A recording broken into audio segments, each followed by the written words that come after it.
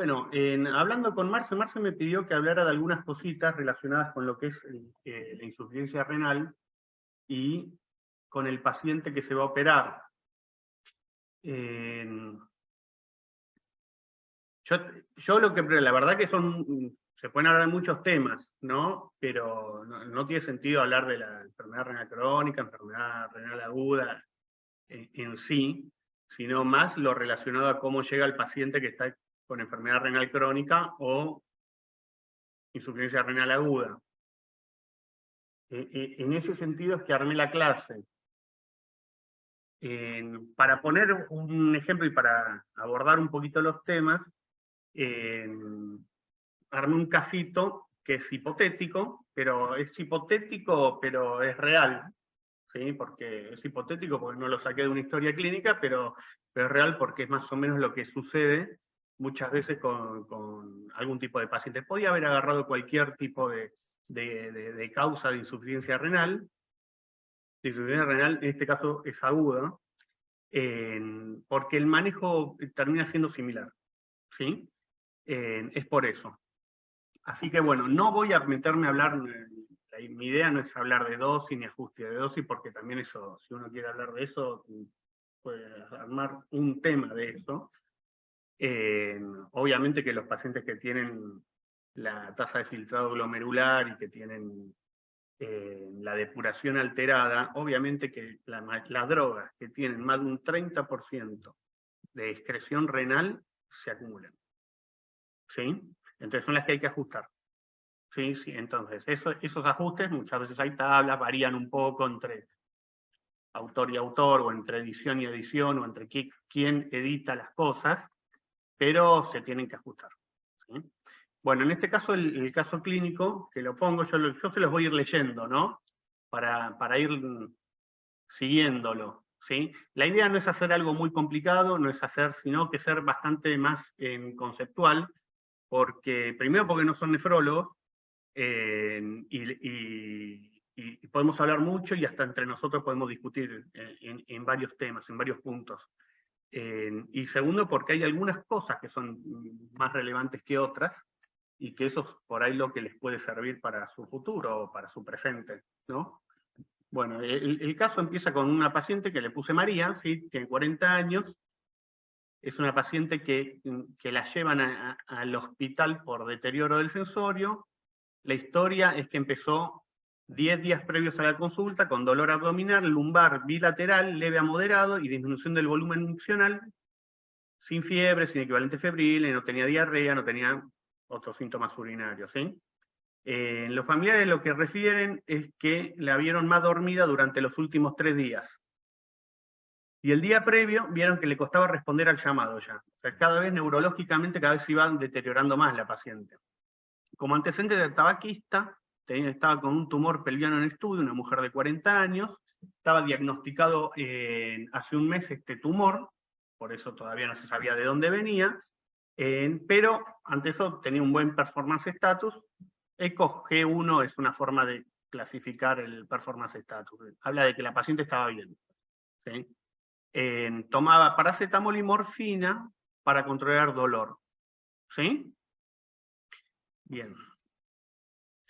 Entró con los signos vitales, estaba, que nosotros le damos bolilla a eso, estaba normotensa, un poquito taquicárdica, un poquito taquipneica, hiporreactiva, obnubilada, un Glasgow de 11, desorientada en espacio y tiempo, orientada en persona, con las pupilas isocóricas fotorreactivas, no tenía signo de foco motor, no tenía nistagmo, localiza respuesta al dolor, no obedece órdenes, abre los ojos frente a la solicitud, pero no hay apertura ocular espontánea.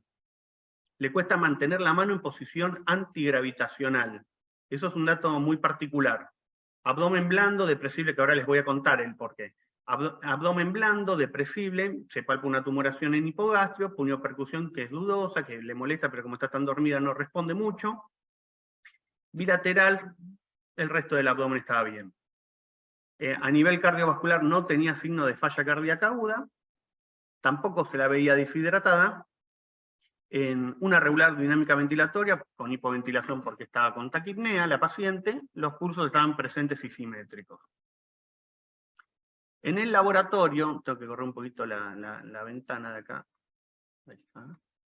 En el laboratorio estaba con un hematocrito un poco bajo, de 27, con una hemoglobina de 9, los glóbulos blancos estaban en 14.000, plaquetas estaban en valores normales, 247.000, la glucemia 136, urea 265, una creatinina de 8, un ionograma donde presenta un 137 de potasio, 137 de sodio, 7,8 de potasio, 103 de cloro, un hepatograma que estaba normal, un coagulograma que estaba en valores normales, también dentro del rango, y un estado de ácido base que tenía 7,29 de pH con 34 de PCO2, 89 de PO2, esto es arterial, 9 de bicarbonato, un exceso de base -1, saturando 94%, un lactato de 1,7, que también en valores normales. Calcio y fósforo en valores normales. Siguiendo. A la paciente se le había hecho una ecografía abdominal y transvaginal, y ven una tumoración cervical que comprime estructuras subyacentes pelvianas, vejiga comprimida y desplazada, sin orina en su interior, dilatación, urétero, pie localicial bilateral, a la derecha urétero de 25, a la izquierda de 27, estaban dilatados los uréteres, los riñones de 15 centímetros por 8 por 4, eso es globalmente aumentado de tamaño con un uronefrosis bilateral. Eso es que está dilatada la cavidad del riñón. Viene con este electrocardiograma. ¿Sí? En este electrocardiograma, bueno, lo que se ve claramente, yo se los comento, no sé si alguien quiere aportar, también obviamente que pueden, pero para hacerlo... Mira, hay participantes, así que decir el nombre y a ver qué les parece. No, yo no sé. ¿No? Actúa vos si querés en eso, si no yo No. Aleatorio. No, aleatorio. Bueno, lo que tiene básicamente es, se ve en B2, en B3, en B4, en B5, en B6, se ve claramente que tiene unas T que son picudas, ¿sí? Que tienden a ser más simétricas, que son bien picudas y que se está ensanchando el QRS, ¿sí? Y el PR se está cortando. Ya de a poco se va pareciendo esto a una TV, ¿no? Que esto pasa gradualmente con alguno de los iones, ¿no? Una radiografía de tórax que estaba normal, lo ven, el índice cardiotorácico es menor de 0,5. Y bueno, acá tenemos algunos planteos con este paciente. En primer lugar, les comento lo del examen físico. Esa postura antigravitacional significa tener la mano así, porque uno la está poniendo contra la gravedad, uno la sostiene y el paciente no la puede sostener. Y se le cae y hace golpes que son arrítmicos, no es como un temblor, sino que no puede sostener nada contra la gravedad. ¿Sí? Eso se llama asterixis. ¿Sí? Se lo digo no porque crea que no lo sepan, sino porque eso hay que verlo, y a veces vienen los pacientes con ambas cosas y hay que hacer diagnósticos diferenciales. El paciente no es rítmico, se le cae y después levanta y se le vuelve a caer más, y es totalmente arrítmico, no tiene el ritmo ni las oscilaciones rítmicas de un temblor. También pasa lo mismo con el clonus, ¿sí? El clonus tiene el mismo valor que la asterixis en la insuficiencia renal. Eso es importante, porque eso habla de un grado de encefalopatía. ¿Y el flapping? ¿Cómo lo describiría? Sí, el flapping o la asterixis son ¿cómo es? Sinónimos prácticamente. Bien. ¿Sí? Así que en ese sentido es así. ¿Cómo se ve el clonus? El clonus es cuando uno hace dorsiflexión, que la hace forzada, ahí aparece el clonus. ¿Sí? Que también es arrítmico. ¿Sí? Es la sensibilización de la maniobra de mantener la mano. ¿Sí? Pero son sinónimos, vale lo mismo eso, ¿no? Hablan de encefalopatía en un paciente que en un contexto adecuado, ¿no? Bien, en este caso tenemos algunos diagnósticos para plantear con este paciente, que la insuficiencia renal aguda es uno de los primeros. El caso este es el de una paciente con un cáncer de cuello uterino, en un estadio avanzado, que es joven, que viene y de repente llega así, ¿sí? Que no tuvo controles y de repente llega así, o que tiene controles y tiene el diagnóstico y llega así. La insuficiencia renal aguda sería la causa principal, como se ve estaban dilatados los uréteres y tenía hidronefrosis, eso es postrenal, ¿sí? Tiene una hipercalemia grave. ¿Qué es lo que le da la gravedad a la hipercalemia? El electrocardiograma. Esas T picudas están hablando de que ya se está alterando la repolarización ventricular. Y eso es porque hay gradientes transmembrana que en forma aguda están cambiando y se está generando esto. Entonces ya es grave. Esto si fuese con un valor de 7 también es grave. ¿Sí? Y tiene una acidosis mixta este paciente. Por ahí a simple vista uno ve que siempre hay que hacer las cuentas. Cuando uno habla del medio interno hay que hacer las cuentas, pero en este caso la PCO2 que tiene la paciente es mayor que la esperada por el bicarbonato que tiene. Y el bicarbonato que tiene es muy bajo también, es de 9, es menor de 10. Y lo otro que presenta es anemia. La anemia no es siempre que está en agudos, está en crónicos, perdón, en agudos también puede estar, hay que tener en cuenta esos elementos. Y a veces, y en este caso podría ser hasta por un sangrado. No puse los valores hematimétricos en el caso. Ahí, bueno, está la fórmula de cómo se mide la PCO2 esperada para evaluar si es mixta, si está compensado o no el trastorno, ¿no? Bien, acá entramos con las definiciones de lo que es la insuficiencia renal aguda. Es abrupta disminución, que esto se da en horas o días, de la función renal conducente a la acumulación de productos nitrogenados en la sangre, comúnmente con una reducción en la producción de orina. Eso puede ocurrir, lo último, lo de la orina, o no. ¿Sí? Tal es así que las definiciones, que unas son la de Kadoki y otras son la de Akin, que estos son dos consejos que se han armado en distintos momentos, pero que tienen ciertas similitudes. Al menos en una se toma el volumen urinario como definición de insuficiencia renal aguda. Si uno deja de orinar, tiene insuficiencia renal aguda, aunque no haya levantado nada, aunque no haya alterado la creatinina. ¿Sí? Bien. Y aquí podemos hablar ya a partir de un aumento de 0,3 miligramos por decilitro de la creatinina. Una persona que tiene 1 y después pasa a 1,5 en 48 horas tiene insuficiencia renal aguda. Un paciente que tiene 0,6 y pasa a 1 en 48 horas tiene insuficiencia renal aguda.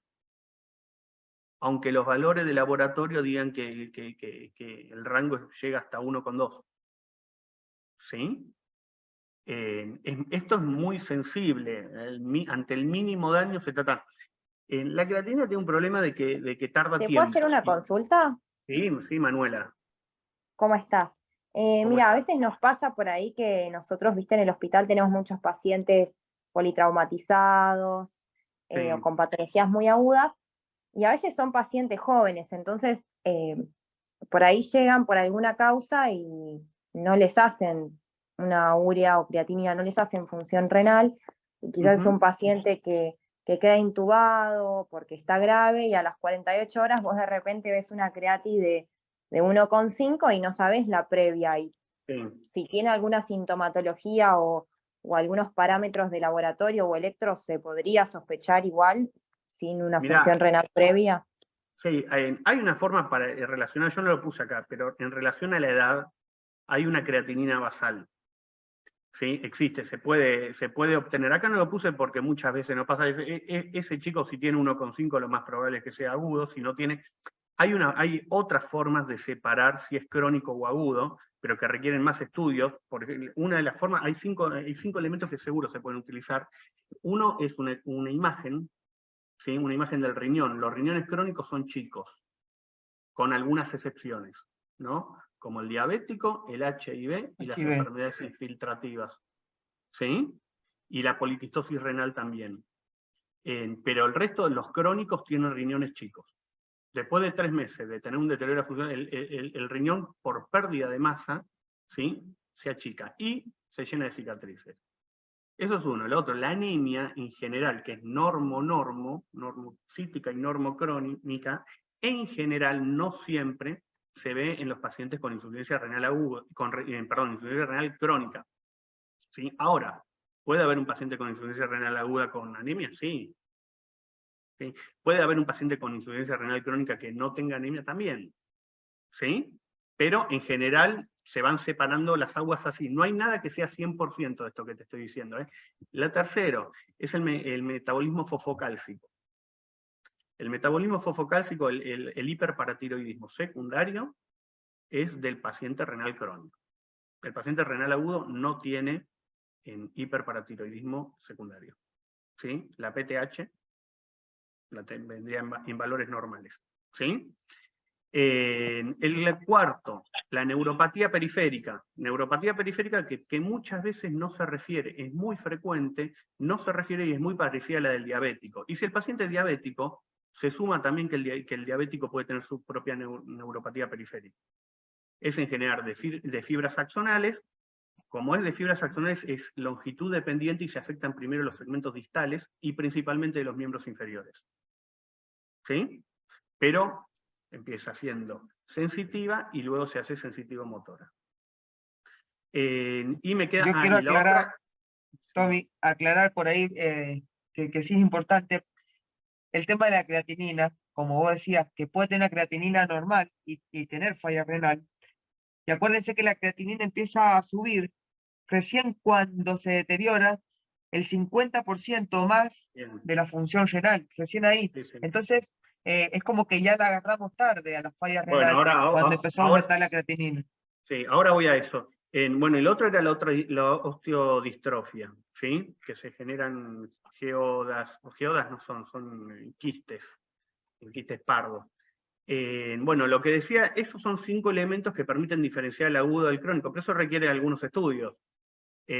No es lo que es patognomónico, es la neuropatía periférica, es patognomónico, y la osteodistrofia también. Es patognomónico eso. Eso de crónico, el agudo no lo va a tener. ¿Está bien? Perfecto, gracias. Pero no, de nada. Lo otro, lo que decía Marce, es cierto lo que está diciendo, se tarda. La creatinina se están estudiando marcadores como la cistatina, que son más precoces, porque la creatinina tarda tiempo en elevarse. En primer lugar, tarda, que es aproximadamente 48 horas, ¿sí? Para arrancar. Y en segundo lugar, se requiere una reducción de la función renal de un 50%. Obviamente que un paciente que tiene 70 años, un mínimo daño que la cambia más rápido, pero porque ya tiene menos nefrones funcionantes, menos glomérulos funcionantes. Entonces ya está más al límite. Entonces cualquier cambio lo va a hacer cambiar más rápido. En cambio, alguien que es más joven ya es un poquito más difícil en ese sentido. Pero se requiere una disminución del 50%, tal cual. ¿Sí? Bueno, acá, y la creatinina basal, existe una fórmula para medir que es de acuerdo a edad, que es la basal es un estimado epidemiológico de lo que debería tener una persona, tanto para hombres como para mujeres. En la gente joven antes de los 40 años uno tiene que tener 115 mililitros minuto de filtrado, más o menos. Bueno, ahí tenés algo que es basal, que es una función renal, una tasa de filtrado glomerular basal. ¿Sí?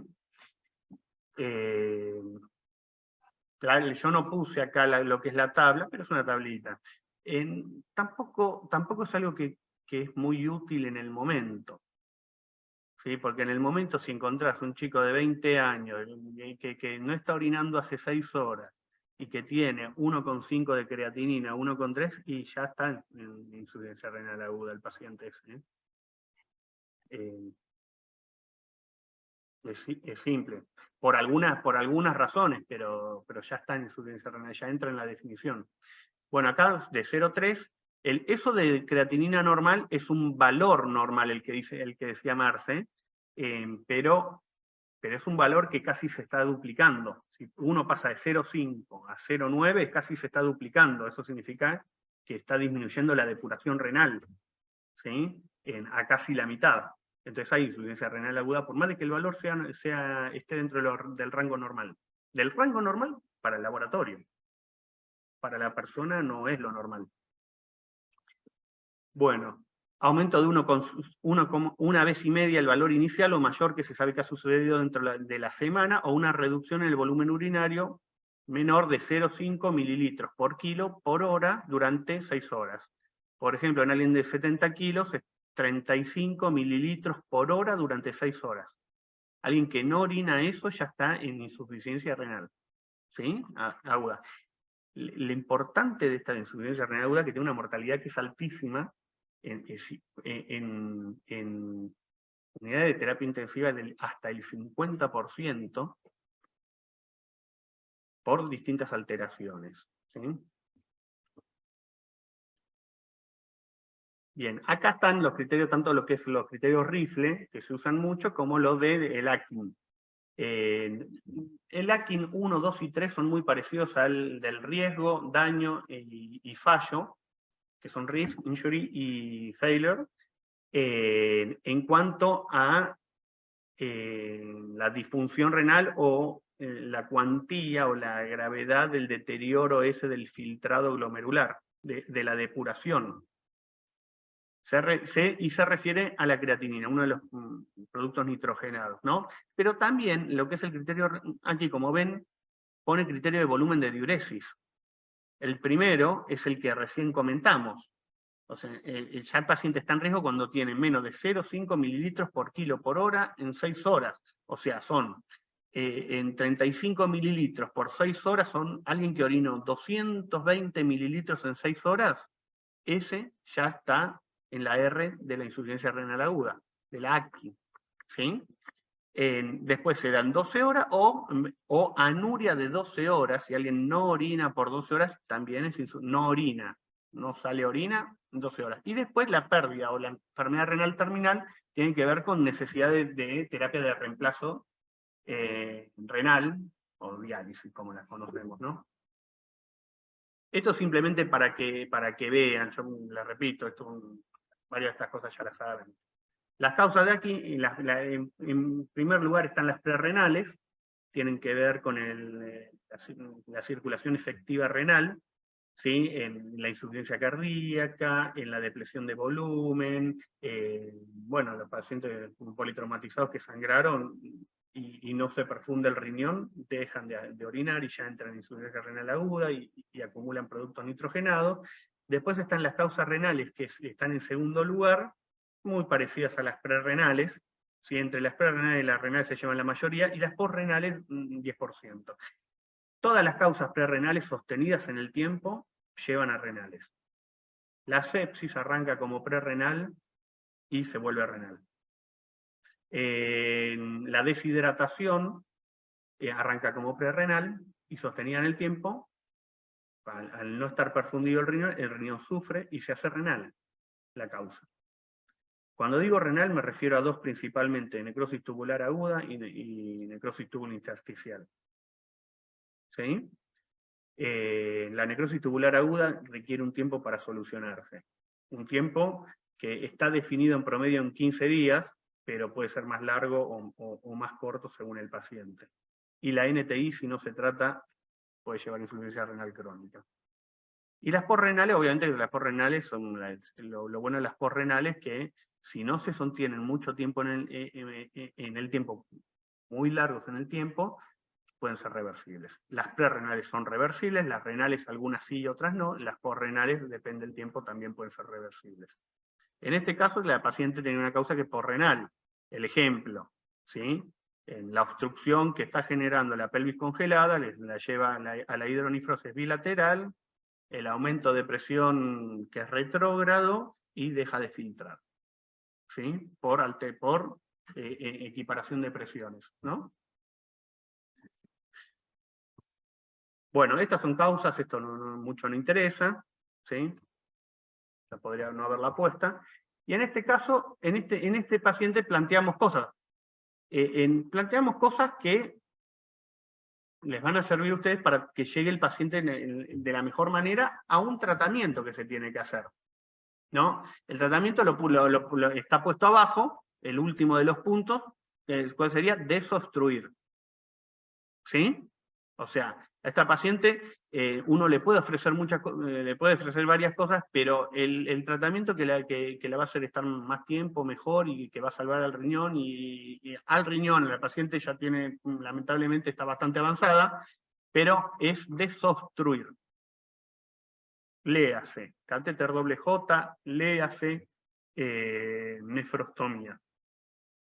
Acá pongo el ejemplo, bueno, se habla con el urólogo, cirujano y nefrólogo, porque este sería el equipo inicialmente, y el anestesista viene como parte del tratamiento también. En cuanto a expansión de cristaloides, ¿sería adecuado en este paciente? Esta paciente estaba bien en el líquido extracelular, en orina obviamente que había producido porque había hecho la hidronefrosis, el tema es que no salía y generó la insuficiencia renal posrenal.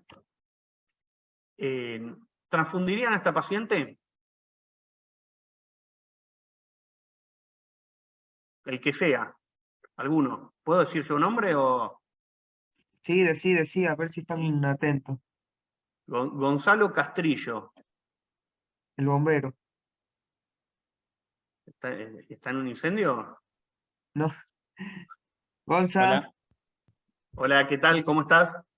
todo bien. No soy Gonzalo, pero justo estaba queriendo hablar y no me abría el Ah, micrófono. está Yo bien, no lo no te confundiría, preocupes. porque primero que no tenía abajo el hematocrito, y segundo que si no está hipovolémica o baja de líquido, ¿para qué la voy a sobrecargar más innecesariamente? Bien, bien lo de los cristales, me gustó esa respuesta de los cristaloides. Lo de la transfusión, me dijiste que no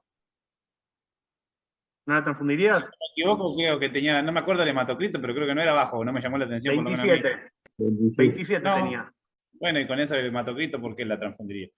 A menos que Bueno, esté con síntomas. ya vamos a llegar. Ya vamos a llegar.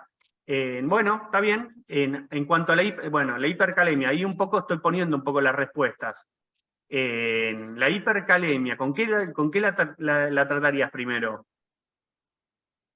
Y si le está generando inestabilidad de la membrana, primero habría que tratar de evitar la arritmia y después bajar la calemia. Como dice ahí, el gluconato de calcio para tratar de estabilizar la membrana del miocardio, y Bien, después hay que tratar de bajarla con una solución polarizante, salbutamol. bien. Bueno, en esas opciones, las opciones que están ahí, el gluconato de calcio, ahí hay algo que tiene, que es que no baja el potasio en realidad. Lo que hace es estabilizar la membrana. Claro, eso te evita que te haga una ATV, pero el potasio no te lo baja. El potasio te lo va a bajar la glucosa, la Exactamente. insulina, el salbutamol. Exactamente. Y después lo que es salbutamol, la glucosa y la insulina y las resinas de intercambio iónico, lo que hacen es redistribuir el potasio. No lo eliminan del cuerpo. Acuérdense que el paciente no está orinando y no tiene forma de eliminar el potasio. Lo que sí hacen, el potasio es peligroso cuando está en el extracelular, y cuando está en el extracelular de forma aguda. Si en los pacientes crónicos, como la cantidad total de potasio está aumentada en el extracelular, pero también en el intracelular, entonces a nivel transmembrana no están tan alejados. Entonces, como no están tan alejados, la membrana es más estable en los crónicos. ¿Sí? El salbutamol, las soluciones polarizantes y la resina de intercambio sirven para eliminar a nivel del tubo digestivo, sí que eliminan un poco, pero hay un problema, tardan tiempo en actuar. Entonces esto por ahí no sería lo más adecuado.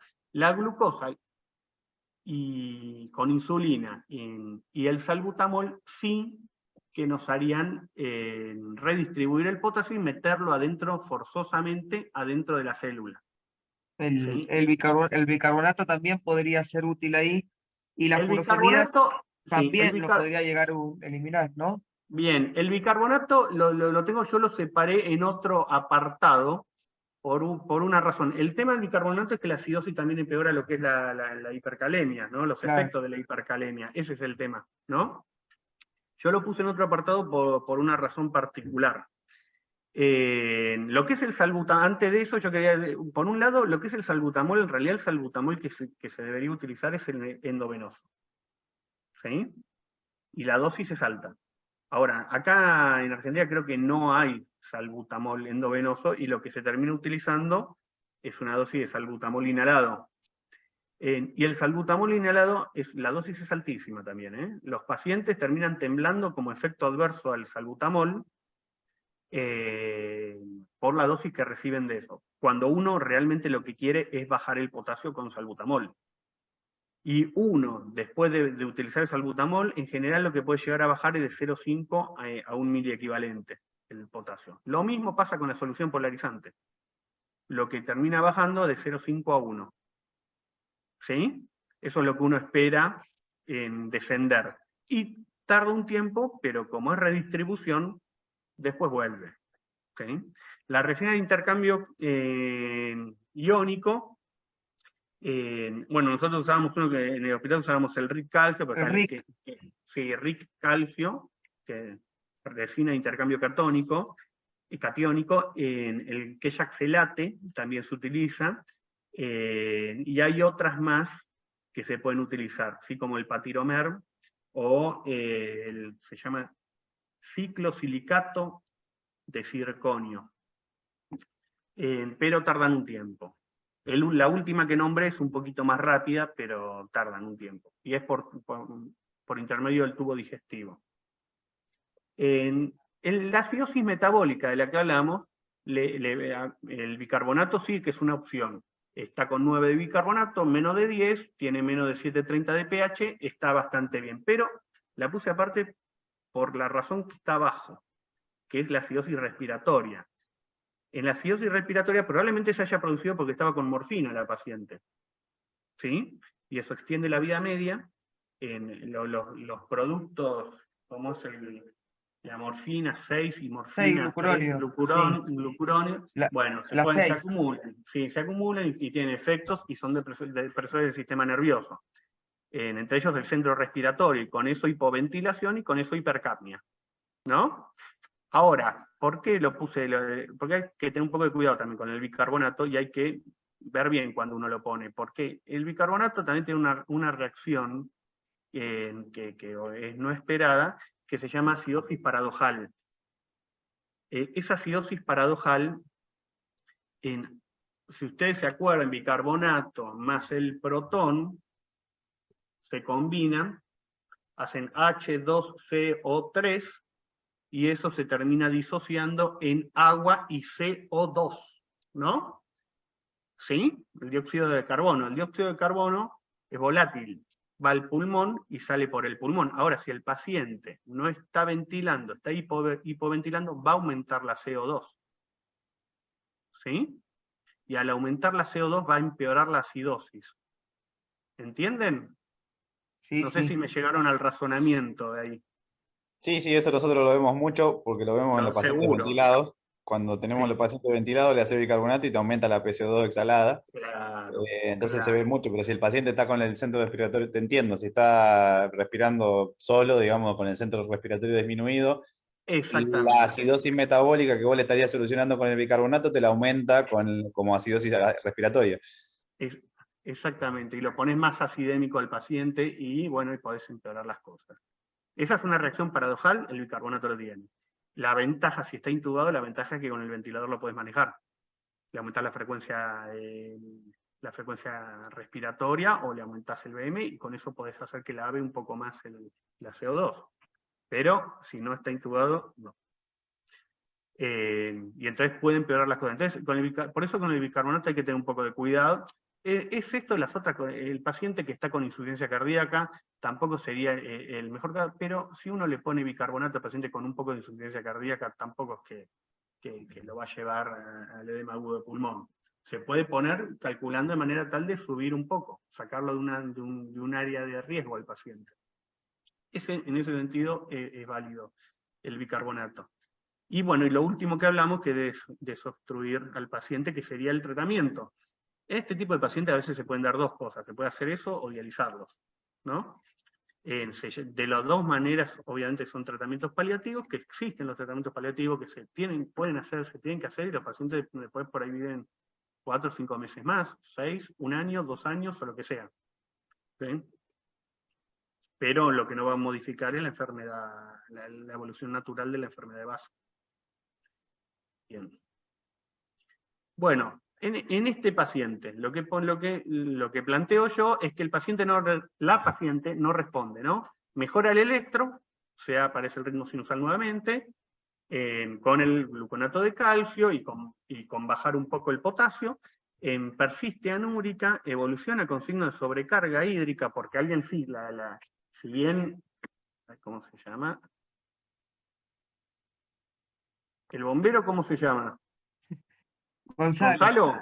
Bueno, Sí, Gonzalo, pero- si bien Gonzalo estuvo bien, estuvo muy bien en no expandir al paciente, porque otros expandirían al paciente, estuvo muy bien porque estaba adecuado el líquido extracelular del paciente, y aparte no iba a mejorar mucho si la paciente está obstruida. No va a orinar, no es que no está filtrando porque no le llega sangre al riñón con la presión de perfusión adecuada. Esa paciente no está orinando porque está obstruida. Persiste anúrica, evoluciona con signos de sobrecarga hídrica y se pone hipertensa, 160-90. La calemia aparece ahora en 6,8, bajó un poco. La natremia se bajó, descendió a 132. Y el estado ácido base, un poco explicando lo que estábamos hablando, se puso más acidémico el paciente, con una PCO2 de 40, un bicarbonato de 14, aumentó con lo que se puso de bicarbonato, y está saturando menos porque está sobrecargada. El cirujano dice, bueno, voy a nefrostomizarlo, ¿sí? Le cuenta el caso a ustedes, a los anestesistas. Y ahora, ¿ustedes qué deciden? ¿Qué es lo que les parece que habría que hacer con este paciente, con esta paciente? ¿Nombro a alguien? Pues simplemente para romper hielo, con que esto es para Nombra, hablar. dale, ¿no? nombra Bueno, a alguien. Tristán. Buenas, ¿cómo te va? Hola, ¿qué tal? ¿Cómo andás? Bien, bien. Bueno, ¿qué harías con esta paciente que así venía, que no respondió mucho, que respondió parcialmente a algo de todo el tratamiento que le hiciste, pero que sigue sin orinar, sigue hipercalémica, hay que Intentaría, nefrostomizarla? ¿La meterías así al quirófano? y creo que la estabilizaría un poco antes. ¿Y cómo Trataría la de estabilizarías? disminuir esa sobrecarga de líquido. Ujú. ¿Y Eh, cómo harías? quiero decir, usar un diurético, pero no sé. No, pero la paciente está obstruida. Vos podés Claro, ponerle todo el sí, diurético que quieras. Y sí, no orina porque está tapada. Se podría sí, dializar antes de la cirugía. claro. Muy bien, muy bien. Bueno, muy bien, sí, la diálisis sería. Acá se hizo inicialmente como se hace siempre. Es inicialmente el manejo médico, y ante la falta de respuesta hay que plantear la diálisis. Y en este caso, la paciente esta tiene dos elementos que a ustedes sí les importa, ¿sí? Que son que está sobrecargada y que tiene una hipercalemia. Esas dos cosas sí que a ustedes les va a costar manejar y va a generar problemas dentro de la cirugía. ¿Sí? Entonces, acá las indicaciones, acá lo que puse un poco son son todas las indicaciones que puse. Hay algunas indicaciones que se utilizan menos porque por alguna cuestión histórica de que cada vez es más difícil que los pacientes lleguen así, o que empiezan a dializar antes, y otra porque hay tratamientos para hacer previo a la diálisis, ¿no? Esto va para todo paciente, para el paciente crónico. Un paciente que está sobrecargado de líquido o que tiene hipertensión arterial que es intratable, tiene indicación para dializar, ¿sí? Todo esto en el contexto de enfermedad renal, ¿sí? Paciente con hipercalemia que es resistente a la restricción dietética y al tratamiento farmacológico, debe dializar, ¿sí? Porque si no se va a morir. La acidosis metabólica resistente al tratamiento con bicarbonato debe dializar. ¿Sí? Este caso no era resistente, pero era un problema tratarlo con bicarbonato a este paciente. ¿Entienden? ¿Sí? Porque a medida que se le ponía bicarbonato, le aumentaba un poco el bicarbonato, pero se ponía cada vez más acidémico. ¿Está bien? En hiperfosfatemia resistente a la asesoría dietética y tratamiento con quelante de fósforo, esto en general es un poco más raro de encontrar porque responden rápido con algunos tratamientos los pacientes que tienen hiperfosfatemia. Y aparte el fósforo a veces, bueno, en este caso que era más urgente, por ahí no lo tenés a mano el fósforo, no lo conoces el fósforo de este paciente. Anemia resistente al tratamiento con EPO-hierro, bueno, eso es como que queda bastante alejado en la indicación, aunque está la indicación, porque primero el hierro se pone el hierro, se carga bien con hierro, después se pone EPO, y después si el paciente no responde se aumenta la dosis de EPO. Y hasta llegar a la diálisis por esta razón, bueno, ya no se ve tanto. Antes se veía, cuando se empezó con la diálisis, los pacientes dializaban algunos con 22 de hematocrito. ¿Sí? Era un peligro. Era un peligro meterlos en una bomba de circulación extracorpórea con 22 de hematocrito. Deterioro inexplicable en el funcionamiento del bienestar, esto es algo más social, pero bueno, también es válido y cada vez va a haber que tenerlo más en cuenta esto. Y la pérdida de peso reciente o el deterioro del estado nutricional, especialmente si se acompaña náuseas, vómitos u otra evidencia de gastroduodenitis, también en el contexto de un paciente que está con una insuficiencia renal crónica avanzada. La insuficiencia renal crónica tiene también 5 estadios. De los 5 estadios, los problemas arrancan en los 3 últimos.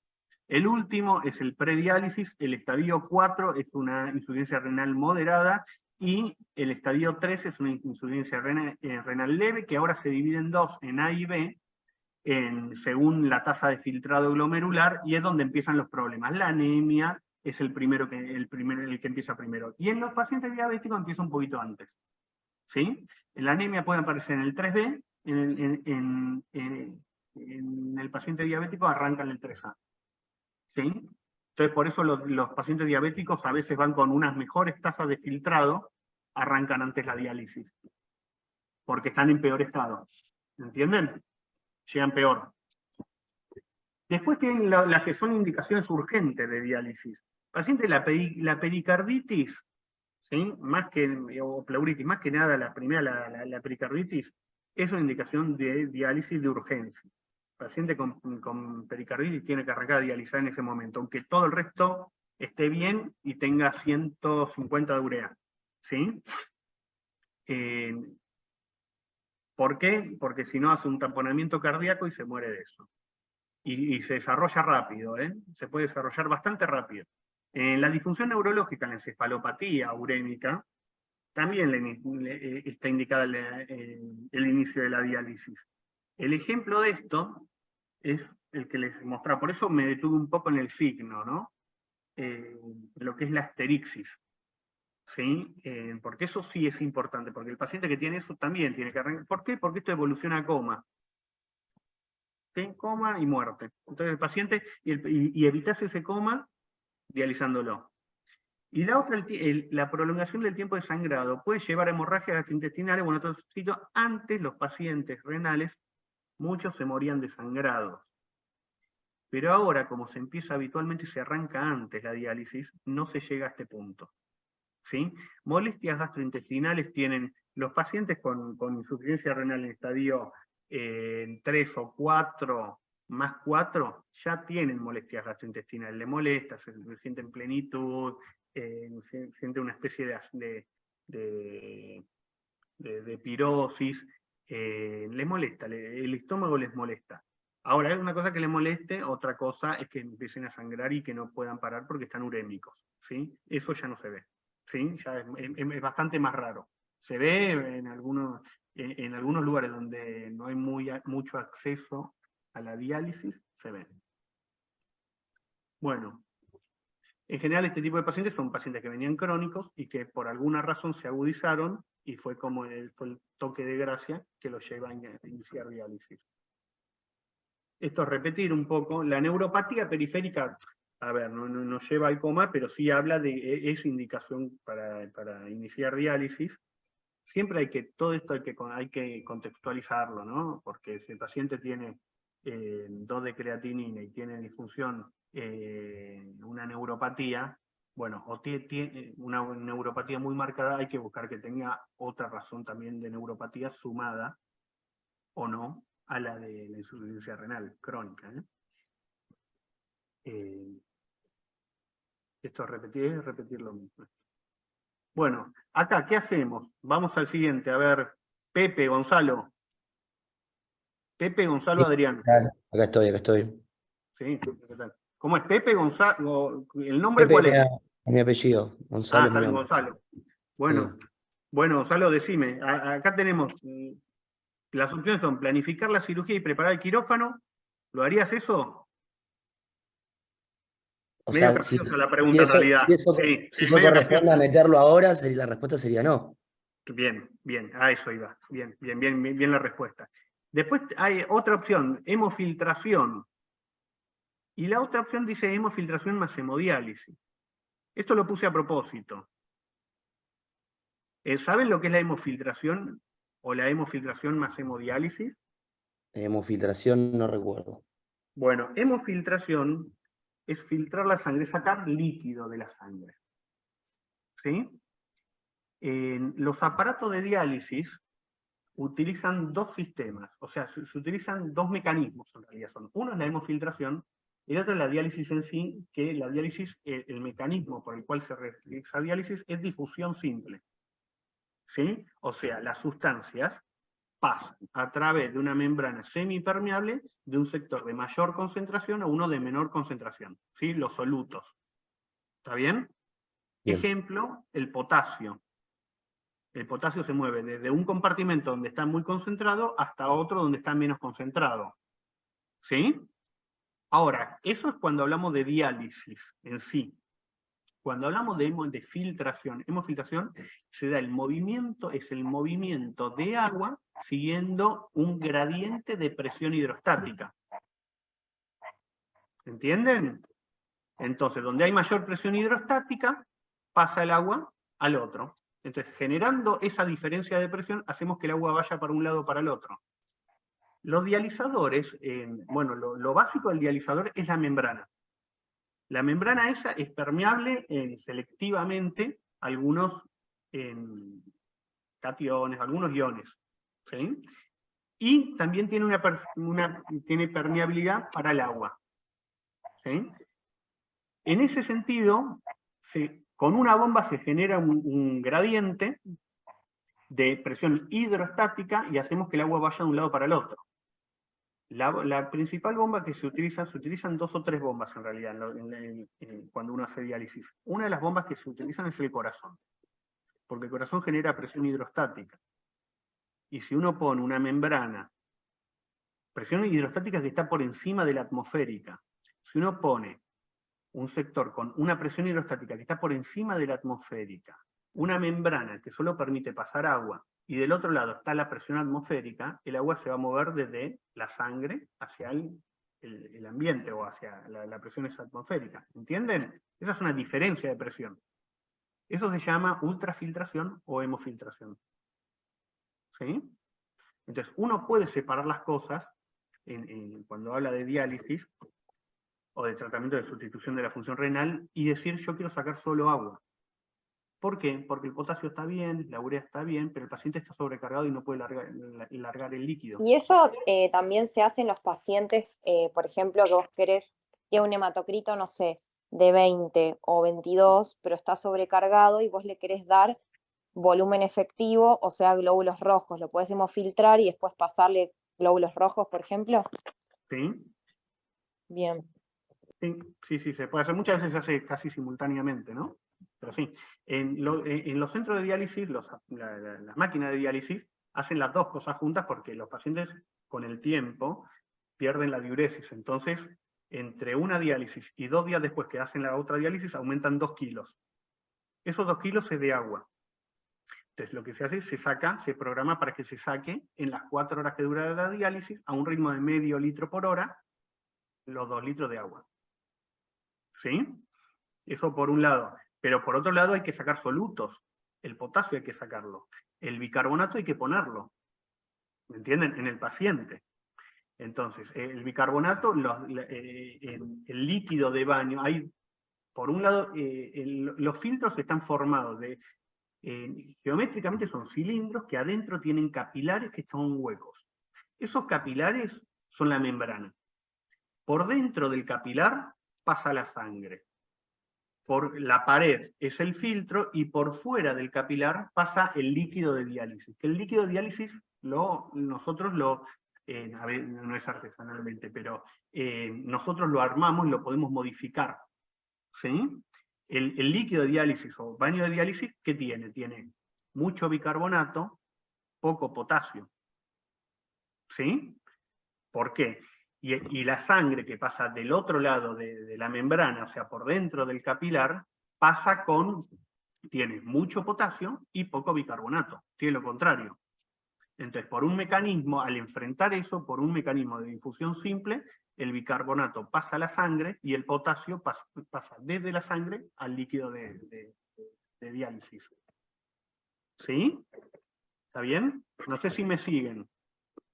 Yo creo que puse una imagen con un dibujito de un dializador.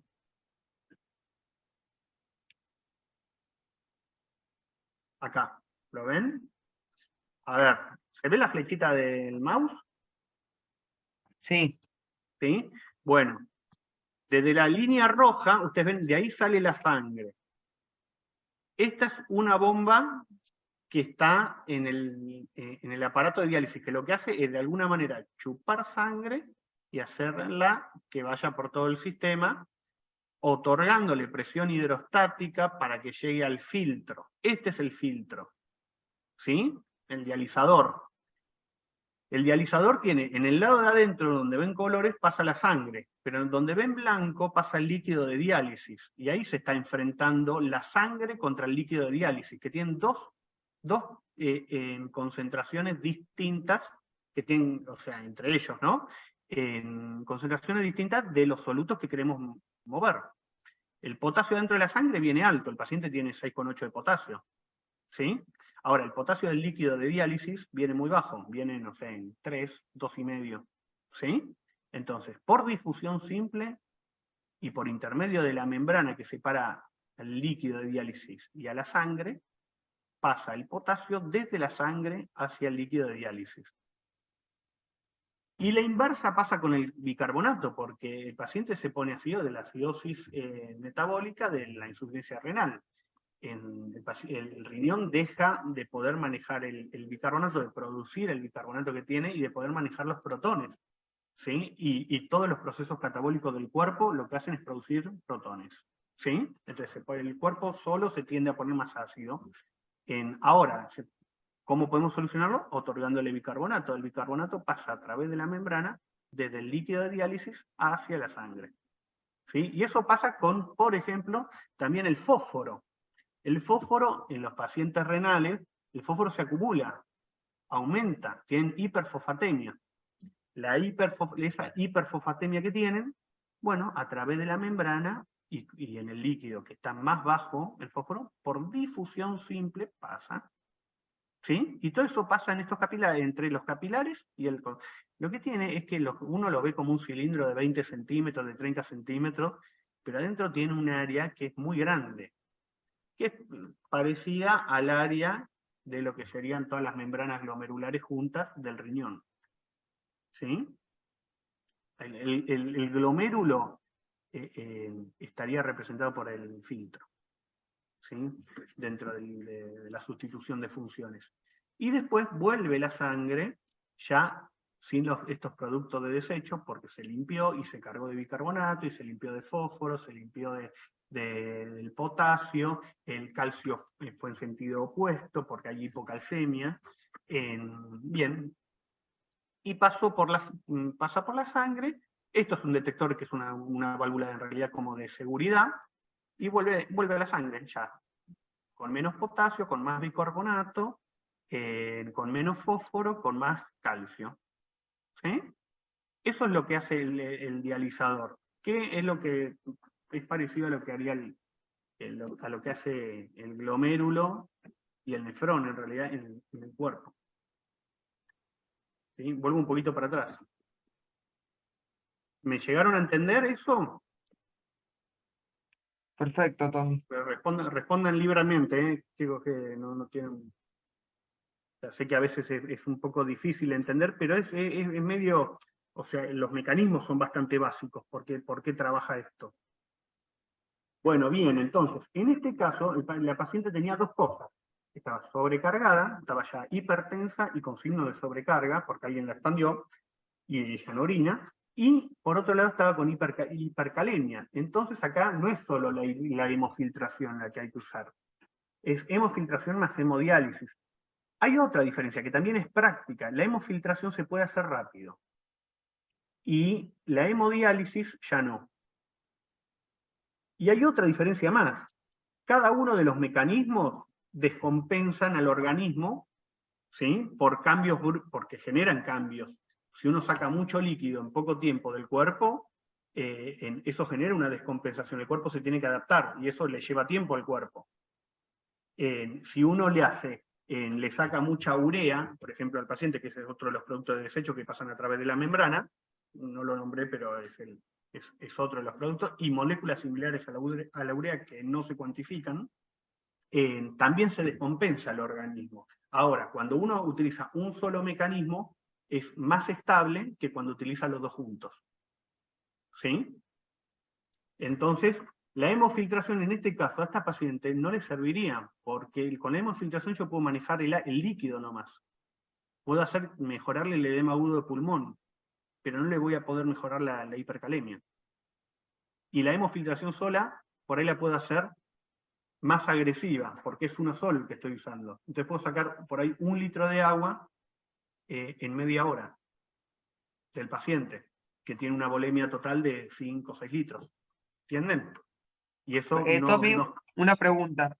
Sí. Como el potasio y la mayoría de los electrolitos y la urea, todo se mide en miligramos, decilitros, mililitros, como sea. Al sacarle agua, ¿no se aumenta la concentración de potasio en el extracelular o los demás productos y empeorar al paciente?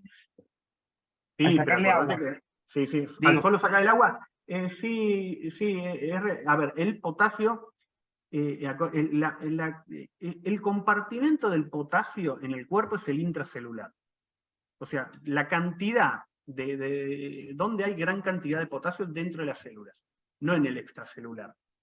O sea, me refiero a esto, que la modificación en realidad no termina siendo tan evidente. ¿Por qué? Porque de 5 litros por ahí sacás en 2, que llegás a 3, pero a la vez hay otro movimiento de líquido, termina el paciente teniendo en vez de 5 litros, vos le sacaste 2, y termina con 3,5 porque también toma líquido del intersticio.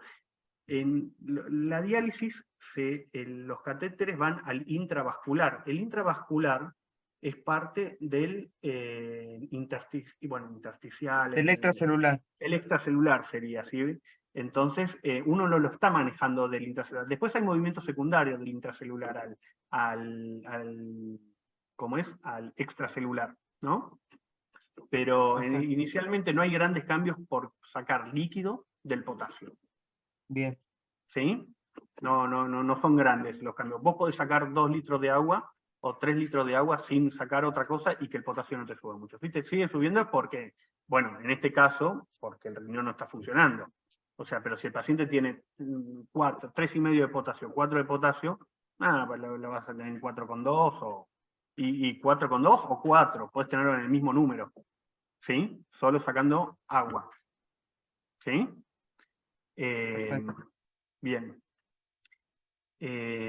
Bueno, espero que hayan entendido la diferencia entre lo que es hemofiltrar y dializar, ¿no? Que son diferencias. El aparato de diálisis hace 2 cosas, no hace una, hace 2.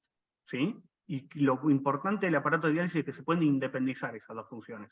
Uno puede dializar sin sacar nada de volumen, y uno puede sacar volumen sin dializar nada. ¿Me entienden? Eso es algo que es bastante bueno. Nosotros hacíamos en el hospital a veces, cuando el paciente estaba muy sobrecargado, pero tenía una aceptable función renal y no tenía acumulación lo que hacíamos muchas veces le llamamos en forma casera, le llamábamos diálisis seca, que en 1 hora te sacábamos 2 litros de agua al paciente. Y si es un edema agudo de pulmón, el paciente mejora con 2 litros menos. ¿Sí? Y es diálisis de urgencia la indicación. Si el paciente no lo puede largar, es diálisis de urgencia. ¿Sí? Bien, la cuarta pregunta, pasamos a la siguiente.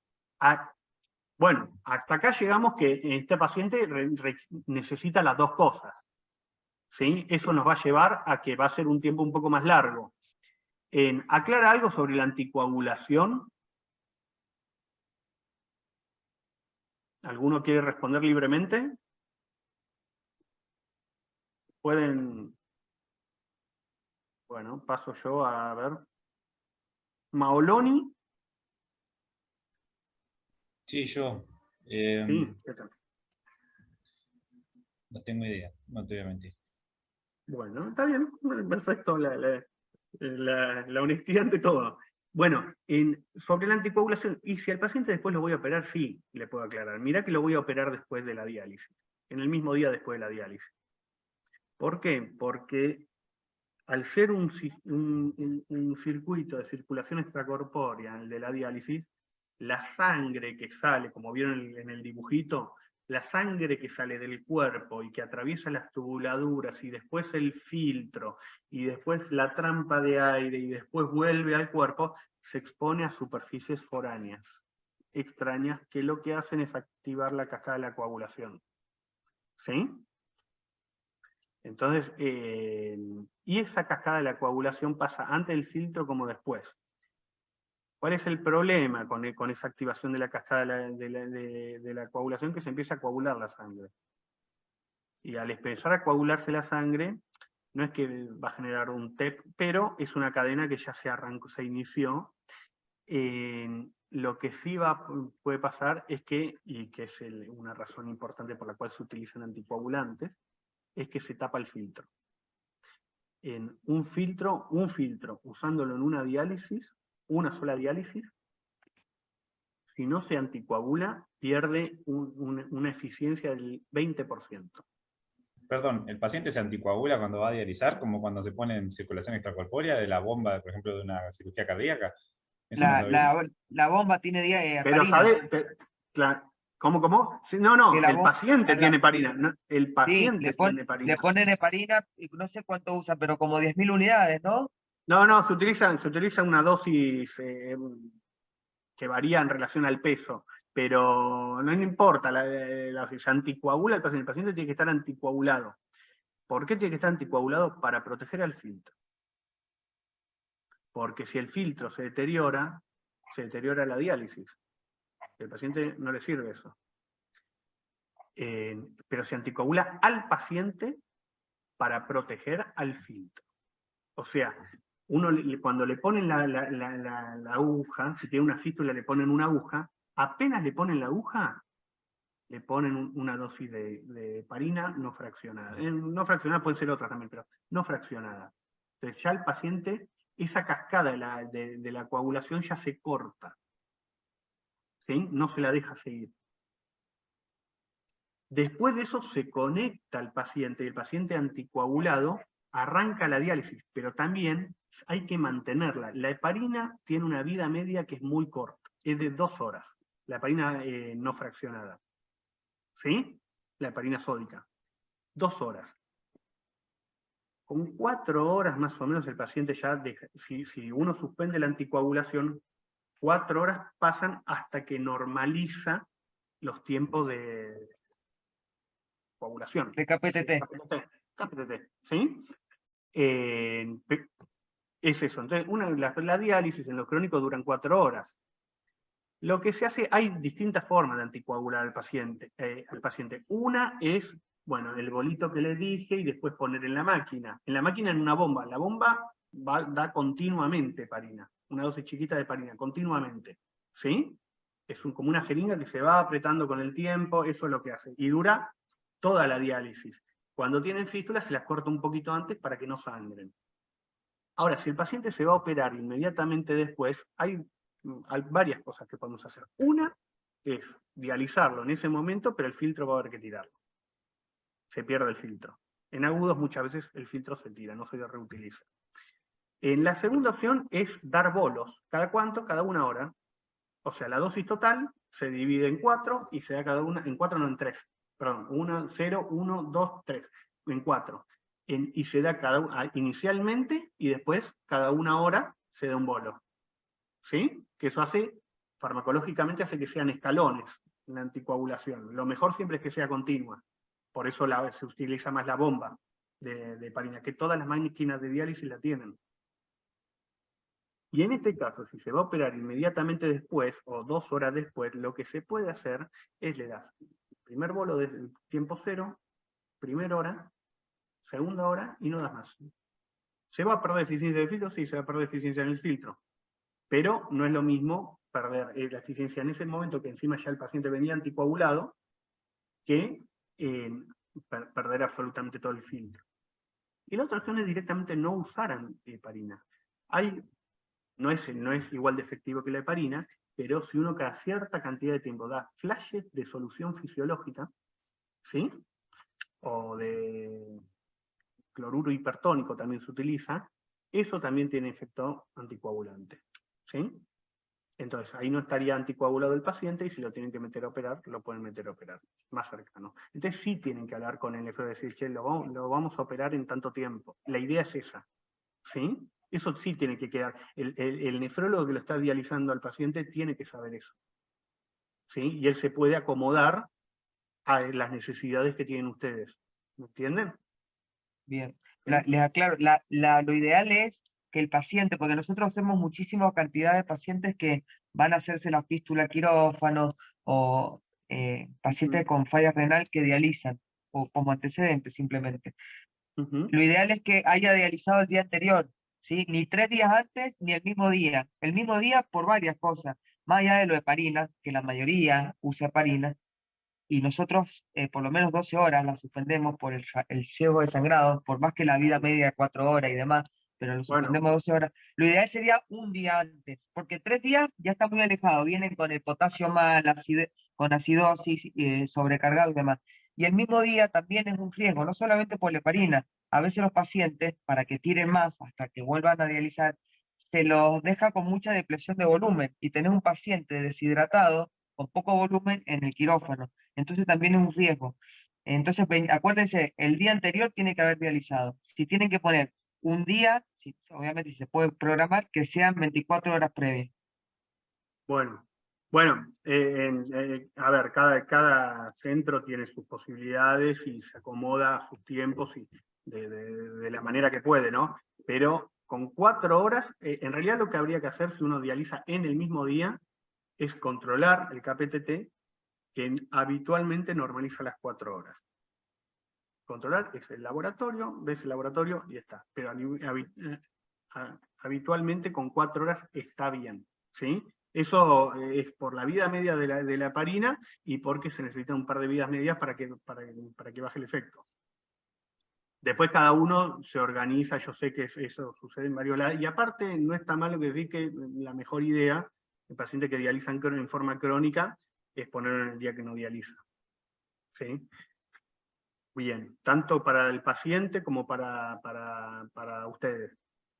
Bien, bueno, entonces el punto del nefrólogo, sí hay que ponerse en contacto con el nefrólogo. El nefrólogo tiene que saber cuándo y cómo se va a operar, ¿sí? Lo tiene que saber, ¿sí? Bien. Bueno, hemofiltración y hemodiálisis ya hablamos. La diálisis sin heparina o esperar 4 horas. Y luego de la diálisis, con mejoría de todos los parámetros necesarios, ingresa a quirófano y se colocan en nefrotomía, esto para cerrar el caso un poco, ¿sí? Bien, ahora tengo algunas otras cosas más.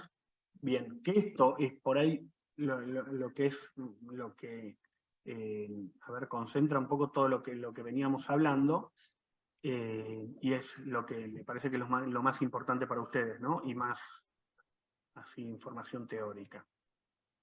Bien, el manejo preoperatorio en un paciente renal crónico. Renal, tenemos la diálisis previa de rutina, es un caso que es distinto al paciente que se presenta con indicaciones de diálisis de urgencia preoperatoria. Esas indicaciones de diálisis de urgencia preoperatoria son las dos que veníamos charlando y que las puse en mi caso, que son la hipercalemia y la sobrecarga hídrica. ¿Sí? Son esas en las que ustedes necesitan al paciente, que el paciente no esté sobrecargado, porque ustedes lo van a expandir, si lo tienen que expandir, le van a manejar. Es mejor para ustedes tenerlo en una euvolemia digo, euvolemia, no deshidratado, sino euvolemia, y la hipercalemia se les puede generar un problema bastante importante justamente por las arritmias, ¿no? En diálisis previa de rutina, como les decía, no es necesario cambiar mucho la rutina de la diálisis del paciente, sino acomodarse a los días que no dializa y con eso van a estar bien, ¿sí? La mortalidad aumenta en relación a la cantidad de días que pasan entre la última diálisis y la cirugía, ¿sí? En 0 días es del 4% y cuando son 3 días es de 5,2%. ¿Sí? Y en el medio están los valores creciendo. ¿Sí? O sea, cuanto más les dejan pasar entre la última diálisis y la cirugía, hay mayor mortalidad. En la diálisis peritoneal tampoco hay mucha diferencia, ¿no? Lo que sí en la diálisis peritoneal, el abdomen, lo ideal es que vaya el abdomen seco, porque los pacientes se cambian, los pacientes que hacen diálisis peritoneal vacían el abdomen, el peritoneo, y se lo vuelven a llenar enseguida. ¿Sí? Vacían y con eso salen todos los desechos, y ponen una nueva bolsa de líquido con las concentraciones de todo, y esa es la que quedan unas horas en contacto y es donde se empiezan a realizar los intercambios por difusión que se dan, ¿sí? A través de la membrana peritoneal, ¿sí? Es una membrana con filtración y difusión selectiva. La hipercalemia es distinta el accionar en la cirugía electiva que en la de emergencia. En la sobrecarga hídrica, cuando la cirugía no es urgente, se pueden hacer ciertas cosas, y cuando es urgente ya es un problema bastante más importante. El uso de heparina, que ya más o menos hablamos, la medicación. La medicación en tantos generales no se modifica, ¿sí? No hay por qué suspenderle un IECA a un paciente que es renal crónico porque se va a operar. Si venía con eso, lo que sí se trata de no hacer es iniciar medicación antes de la cirugía, porque eso sí puede generarles algunos cambios inesperados para ustedes. El acceso endovenoso, los accesos, hay que cuidarlos. Los pacientes, y esto cada vez se ve más, hay pacientes ya que dializan hace 30 años y se mueren muchas veces porque no les quedan accesos. Los accesos cuando se van usando duran un tiempo y después claudican, y hay que buscar otro. Y después pasa lo mismo con ese, y hay que buscar otro. Y después hay que buscar lo mismo que él.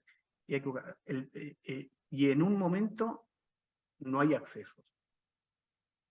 Yo no lo vi esto, pero esto, a mí me han contado de algún paciente que han visto que dializaba con un catéter puesto en la vena cava inferior, porque no tenía accesos.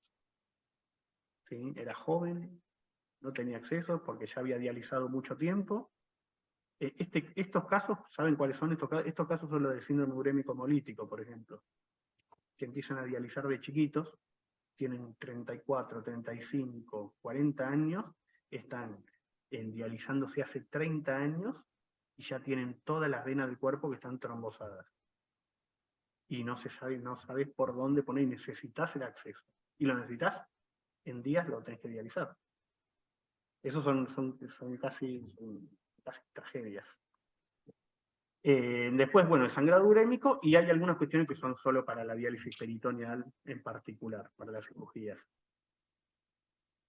Bien, el manejo preoperatorio, la diálisis en un paciente que está en diálisis de rutina, en hemodiálisis y diálisis peritoneal, lo que es en hemodiálisis, bueno, lo que le contaba de la mortalidad que aumenta con los días desde la última diálisis hasta la cirugía.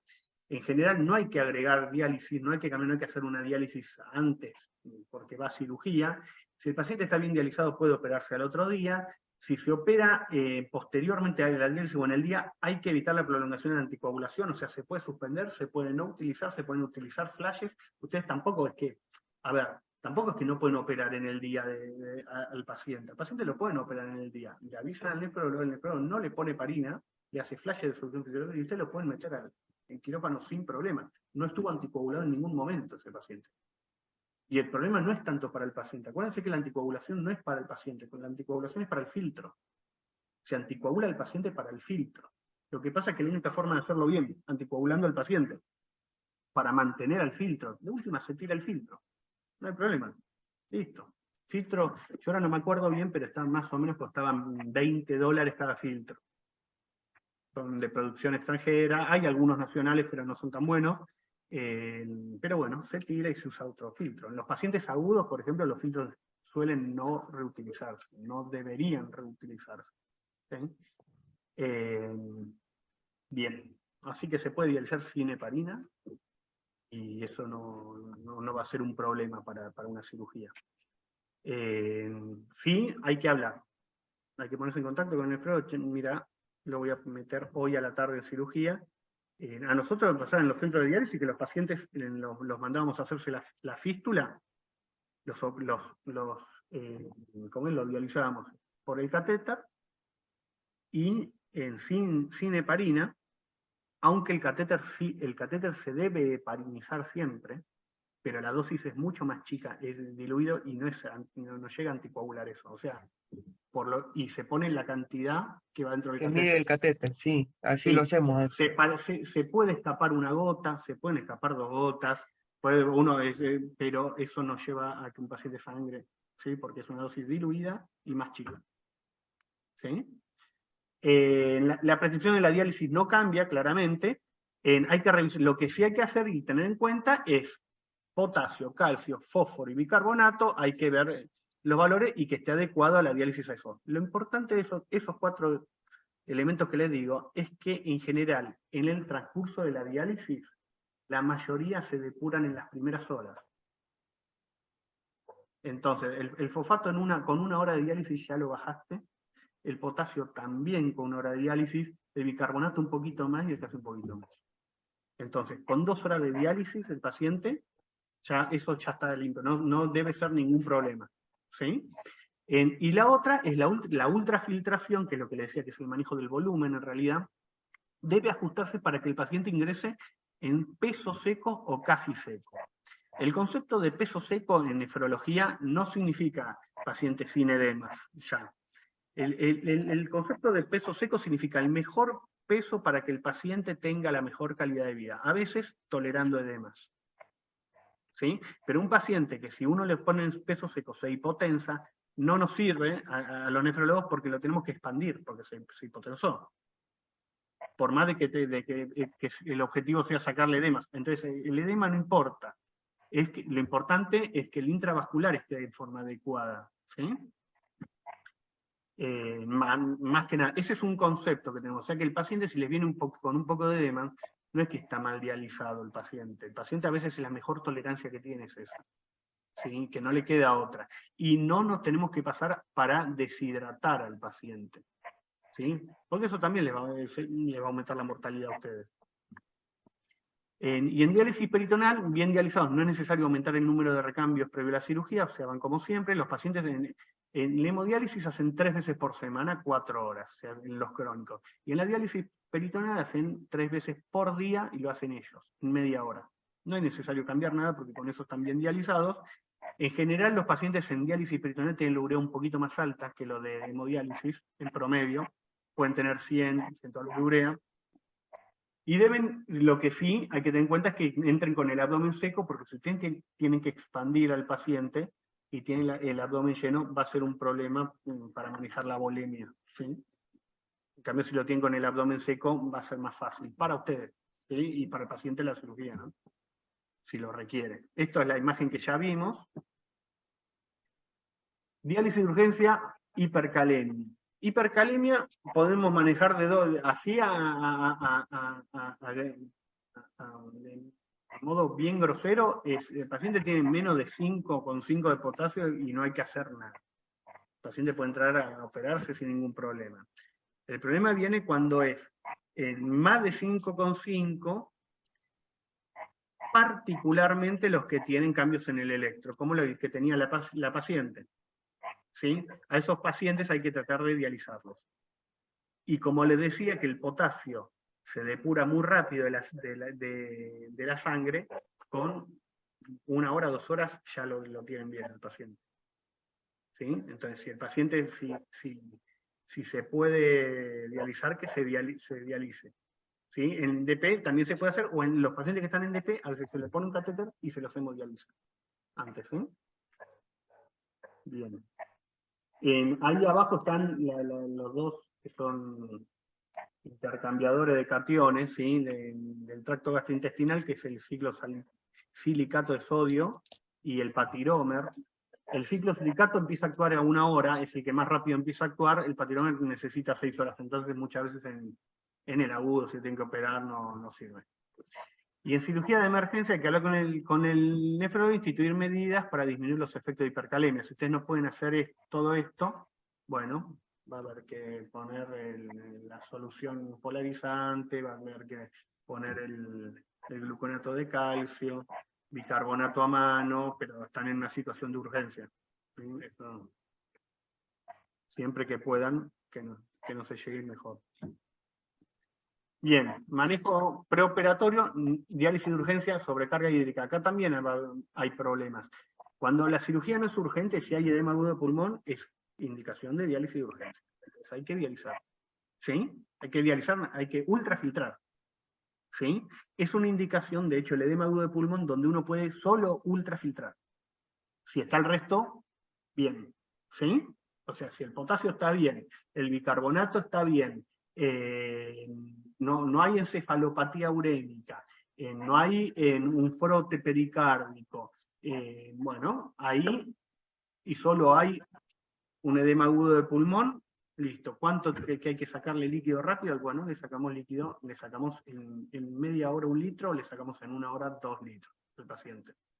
Y con eso se va a poner bien. ¿Sí? Eso se puede hacer. ¿Sí? Y si no, en forma global, es el criterio de diálisis de urgencia. El objetivo es que el paciente ingrese a cirugía en peso seco, como veníamos hablando. Se pueden tener en cuenta la estimación del volumen. Esto es algo que es opcional, pero, ya, les repito, tampoco el paciente tiene que entrar deshidratado, porque también hay otra situación más. No es lo mismo que un paciente que tiene una volemia de 2,5 litros pierda 1 litro, que un paciente que tiene 4 litros de volemia,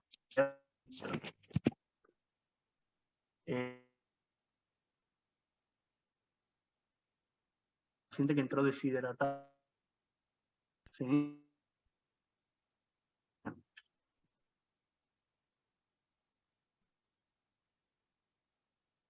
De diálisis,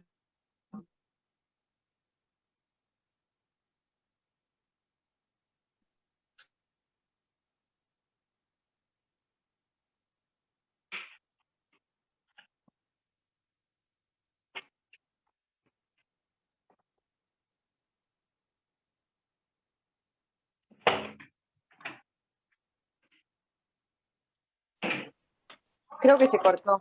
bueno. Dale, ponele, dale. Bueno, bien, estábamos en la diálisis de urgencia, sobrecarga hídrica.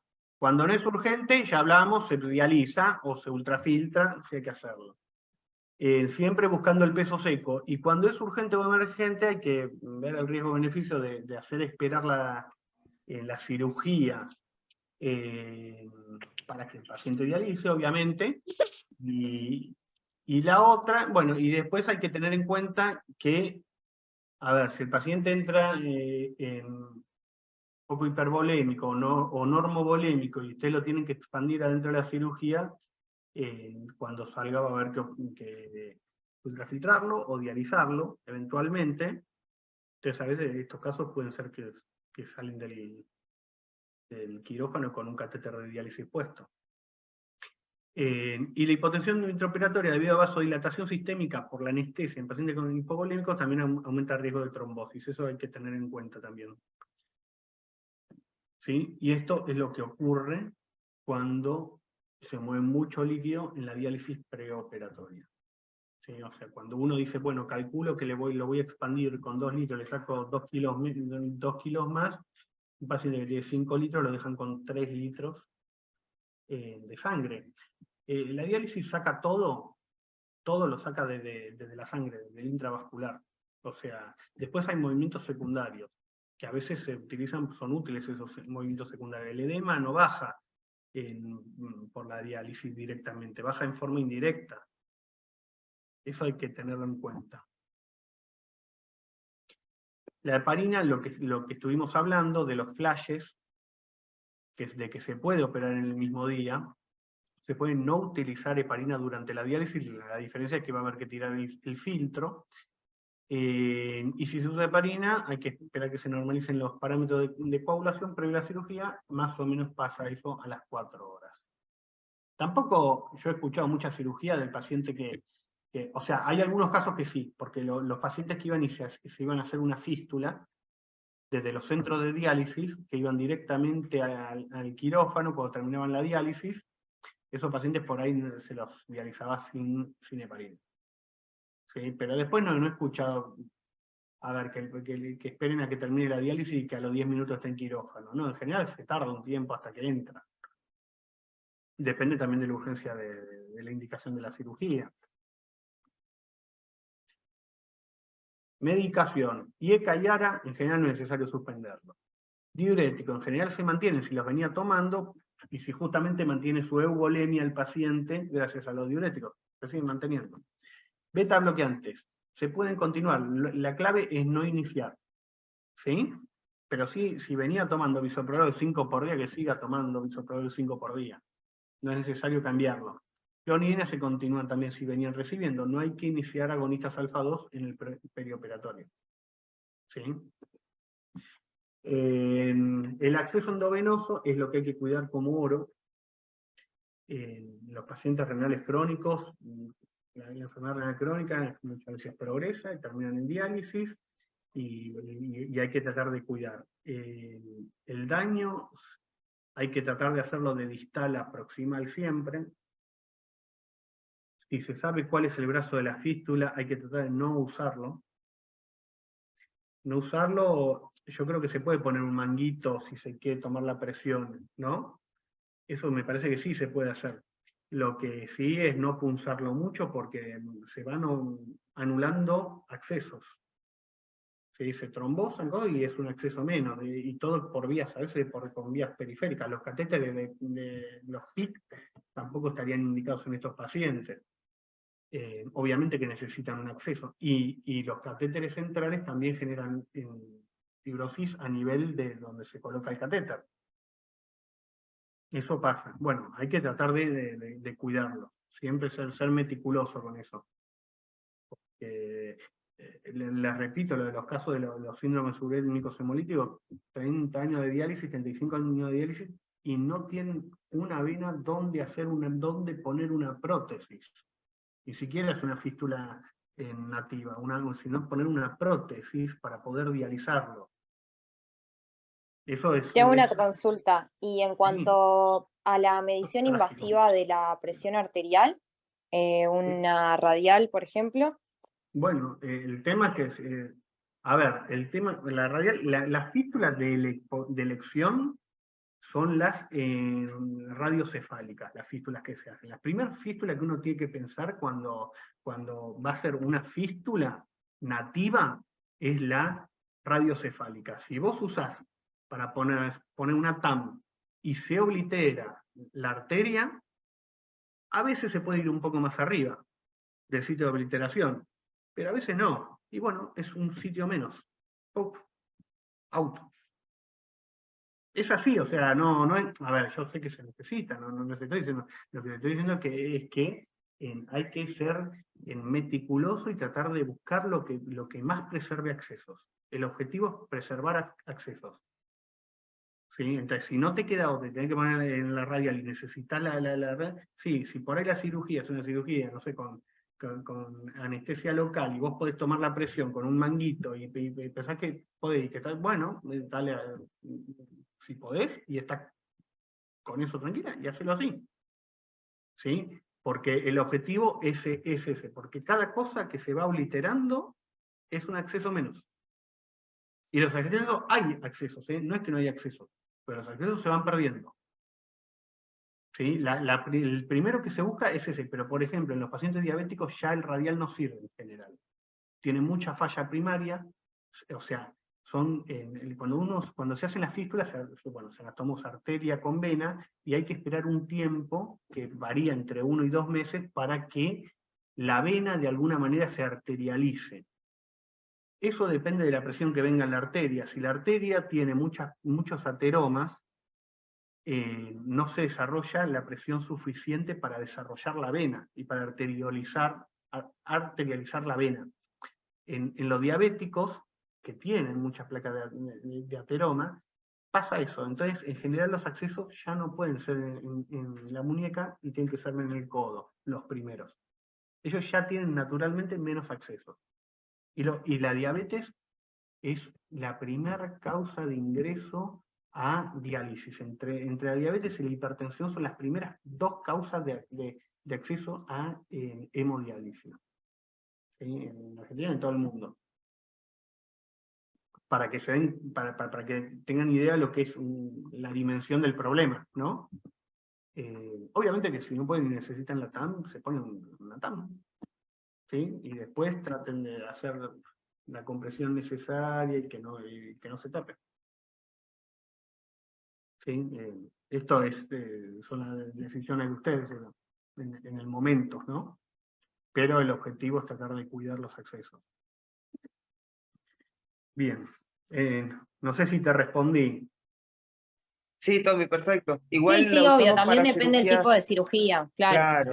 Sí, La exactamente. usamos para cirugías puntuales, complejas, no usamos, siempre usamos manguitos automáticos, así que Bueno, no mejor, sería problema. si pueden usarlo, mucho mejor.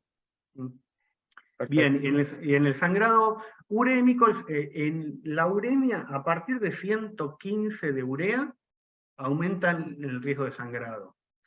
¿Por qué? Porque la urea es tóxica para las plaquetas y disminuye la agregabilidad. Entonces aumentan los sangrados, con 115 de urea. ¿Sí? No significa que vamos a dializar todos los 115 de urea, pero sí ya aumenta el riesgo, va aumentando. Existen los pacientes, antes los pacientes que tenían 400 de urea venían sangrando del estómago, con hematemesis llegaban, consultaban, ¿sí? Y se morían de sangrado. Ahora, como no se llegue, como es más raro llegar a eso porque empiezan a dializar antes, se los agarra antes a los pacientes, se les puede seguir, ya es más raro que los pacientes vengan sangrando, los pacientes renales ya no llegan sangrando, ¿sí? Pero a partir de 115 de urea hay aumento de riesgo. Bien, hay varias medidas que se pueden hacer en preoperatorio, transfundir es una. Yo ahora estoy cerca de responderle la pregunta o la idea de no transfundir a uno de ustedes, que era, no sé quién era, creo que era Gonzalo. No sé, no estoy seguro si era Gonzalo o Tristán, o por ahí no era ninguno de los dos. Creo que era No, Joel. Joel fue el que dijo que no Joel. transfundiría. Bueno, perdón, ninguno de los dos. Bueno, se puede elevar el hematocrito a un nivel apropiado, transfundiendo unidades de glóbulos rojos. Esto relaciona al paciente o a la cirugía. Se puede utilizar desmopresina, que disminuye los sangrados. ¿Sí? Esto se aplica media hora antes de la cirugía, y se puede aplicar en forma endovenosa o subcutánea, o la diálisis previa va a bajar la uremia. ¿Sí? Los pacientes con diálisis peritoneal muchas veces en el mejor momento tienen más de 100 de urea, tienen ureas un poquito más altas, por más de que están bien dializados. En diálisis peritoneal, que es particularmente la diálisis peritoneal, se utilizan antibióticos para prevenir peritonitis y se prepara el intestino para minimizar lo que es el hilio postoperatorio que va después, cuando se reinicia la diálisis, en trastornos en la misma diálisis. Bien, bueno, hasta acá esto era algo bastante importante, así que me parece que es algo que se pueden llevar. También hay comorbilidades que se pueden manejar, como la enfermedad cardiovascular. Si hay estenosis aórtica, hay que evaluarla previa a la cirugía, ¿sí? Esto es un antecedente bastante importante, y a veces no está como antecedente. La hipertensión, el tratamiento, la diálisis baja la presión, porque la primera causa de hipertensión en un paciente que dializa es el exceso de volumen. Y después en el quirófano se pueden usar las drogas titulables, ¿no? La betalol, el TGB. Hay una droga acá que no la conozco, que es clevidipina, ¿sí? Que se utiliza para hipertensión maligna. Yo nunca la usé y no la conozco. Pero bueno, estas son las drogas que pueden utilizar. Después, En los pacientes diabéticos, si están en ayuna, hay que dejar dextrosa. En diálisis peritoneal cambian los requerimientos de insulina y eso hay que tenerlo en cuenta. Si se sospecha de cetoacidosis, bueno, hay que hacer cetonas en suero. Y lo que es muy importante es que el diabético tipo 1 son más lábiles en su control, en general hay que usar menos insulina. Y el tipo 2, que siguen con hipoglucemiantes orales, deben recibir dextrosa por 2 días. La anemia, y acá está la respuesta, la anemia debe estar en un rango para pacientes con enfermedad renal crónica. El paciente renal crónico, hay un rango de hemoglobina que tiene que mantener. Fuera de ese rango aumenta la mortalidad, por una u otra causa. El rango ese es más o menos de 9,5 a 11,5 gramos decilitro, ¿sí? Gramos litro, perdón, miligramos decilitro o gramos litro. Esa es la respuesta. Este paciente tenía 9. Una unidad de glóbulos rojos sí se le podía poner al paciente Perdón, una pregunta. A Sí. este paciente, con la sobrecarga de líquido que tenía, No, previo a la antes. diálisis, No, ¿le antes. hubiera- Sí, antes. O sea, no expandirlo, pero sí darle la unidad de rojos. ¿Sí? Generalmente se la dan en la diálisis. Los Claro, pacientes se da que con diálisis. dializan Igual, se sí. transfunden en la diálisis. Sí, igual, sí, pero igual dos cosas distintas. Expandir es una cosa, otra cosa es poner la unidad de glóbulos rojos. La unidad de glóbulos rojos son 300 mililitros, de los cuales el 90% son los glóbulos rojos. El líquido que se aporta es poco. Antes se hablaba de sobrecarga por una cuestión osmótica, que hay cierto grado de, cierto aumento en la osmolaridad, en esa solución que se está pasando, ¿no? Pero en una unidad de glóbulos rojos no va a sobrecargar al paciente. ¿Sí? ¿Se pasa en diálisis? Sí, se pasa en diálisis por cuestión de comodidad, pero también se pasa después de diálisis, se tiene que pasar. Y si se tiene que pasar antes, se pasa antes. No le vas a, o sea, se le vas a pasar en diálisis a alguien que está sobrecargado ya previamente. El paciente que no está sobrecargado la va a tolerar sin problema. Hay que pasarla lenta, tranquilo, y pasan, sin drama. Esto se hace. No es que, esto no es un dato teórico. El volumen en sí que se le pasa con una unidad de concentrado de glóbulos rojos es un 5 o 10% del volumen total de la bolsa, porque el resto son glóbulos rojos. ¿Entienden? Y el Listo. bien, objetivo perfecto. es esto, el objetivo es de 9,5 a 11, porque tanto por debajo como por arriba aumenta la mortalidad. ¿Sí? Cardiovascular, los pacientes renales crónicos, la principal causa de muerte es cardiovascular. ¿Sí? No tienen que estar ni muy anémicos ni aumentados. Eso es porque hay estudios que muestran el aumento de la mortalidad con arriba de 11, 11,5. Pero ese es el objetivo que hay que tener de hemoglobina. Por eso, por ahí una unidad de rojos estaría bien en este paciente. ¿Sí? Está bien que obviamente que es debatible y son datos muy particulares que los tenemos porque leemos esto nosotros, pero bueno. Diátesis hemorrágica, bueno, aumenta el riesgo durante, post cirugía, por uremia, la difusión plaquetaria de las que ya les hablé, diálisis inadecuada, anemia, excesos de hormona paratiroidea, heparina residual, bueno, con dializar o desmopresina son los tratamientos adecuados, y el estado nutricional también es bueno evaluarlo, ¿sí? Más que nada por el tema de las proteínas. Bueno, hasta acá llegamos con lo que es el tema este. ¿Sí? No sé si tienen alguna Bueno, pregunta. muchísimas gracias por la clase y Sí. por todas las preguntas respondidas.